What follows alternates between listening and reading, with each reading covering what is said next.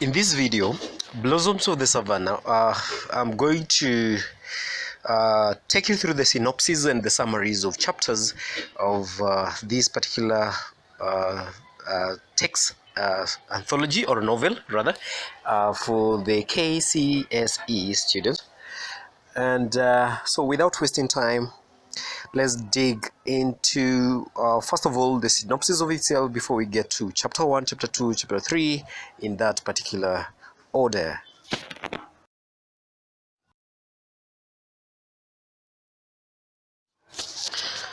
So here it is a synopsis. The novel begins as Kaelo, his wife Taiyo, Resian, leave Nakuru for Nasila, a rural area in Maasai land. This is as a result of retrenchment of Kaelo, who has been working as the manager of Agribix Limited. On reaching Nasila, Ole Kaelos are welcomed by Simiren's family, which consists of 4 wives and 16 children.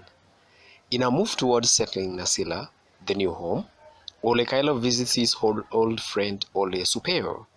It is 30 years since Ole Kaelo left Nasila for Nakuru.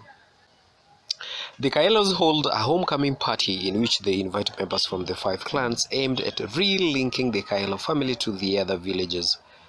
Taiyo and Resian observe that some young men are suspicious of them, for they are not circumcised. In an attempt of acquainting the 2 girls with Nasila culture, Kaelo informs Joseph Parmuat to teach Taiyo and Resian traditional songs and dances. As the young ones spend more time together, a love relationship begins to develop between Taiyo and Joseph, but unfortunately, due to cultural demands, the relationship is restrained.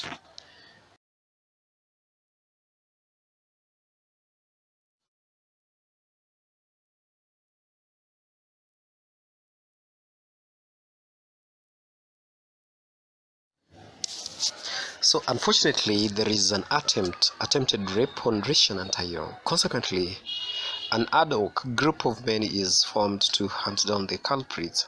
After it is known that Lante and Ntara are responsible for the heinous act, punishment is meted on them. The novel reveals of how females have contributed significantly to the beginning and continuation of FGM through the Olarinkoi legendary story. Kaelo opens an agricultural shop and enters into business contracts through Olosudori, who is conversant with shady businesses. Olosudori's aim is to exploit Kaelo. After realizing that Kaelo has beautiful daughters, he chooses to marry one and organize for the other one to be married by his friend instead of extorting him. Olosudori comes in a procession and gives gifts and money as dowry for the young Resian.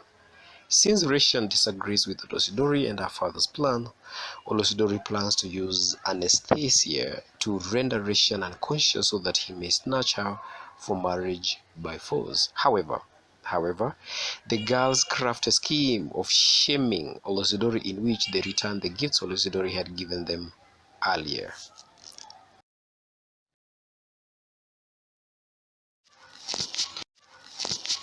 The couple goes to consult Simiren and Supeyo on how to deal with Olosudori's demands as the girls go to the shop.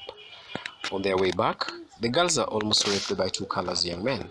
Later on, after Resian refuses to cooperate, Olosudori gets enraged and slaps her mercilessly. It is Olaringoi who supposedly saves her by whisking her away before she commits suicide. Olaringoi organizes with a pickup driver so that he whisks Resian away, claiming to ensure her safety from Olosudori and her father.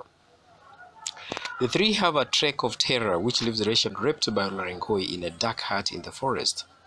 On regaining consciousness, she finds herself under the care of Nabaru, a nurse who reveals everything that transpired.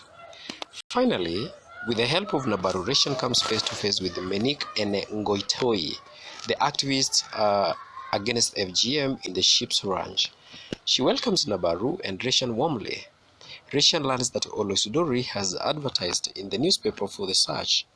Menik's pivotal role is evident in that in the ranch there are other 500 girls who have gone through a similar experience just like Resian.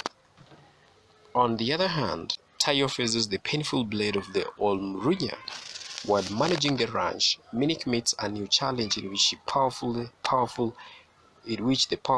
in the government are threatening to close the ranch. However, Minik, the foresighted planner, ensures the survival of the ranch. Resian learns of the unfortunate death of Joseph Parmuat. He is killed in his mission of saving Taiyo from a group that circumcises her by force. At long last, Resian meets Taiyo at the ranch.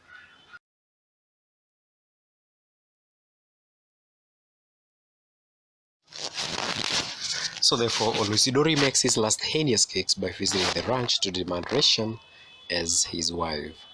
He is told off by Minik. With his company, he flees for his life after his cars are burnt down. The ultimate goal is attained when Minik takes Taiyo and Resian to Egerton University, where Resian has a chance of studying her dream course.